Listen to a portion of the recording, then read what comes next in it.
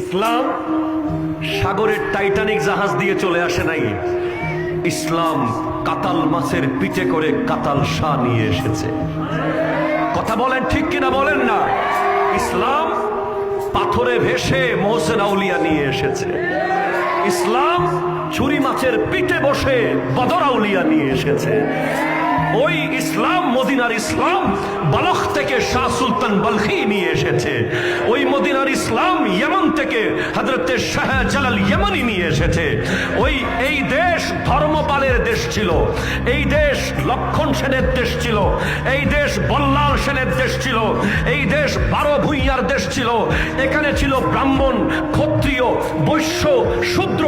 এই হিন্দু দেশে মুসলমান আজ দাবি করছেন, আজ ইসলামের পতাকা পথ পথ করে উড়াচ্ছেন।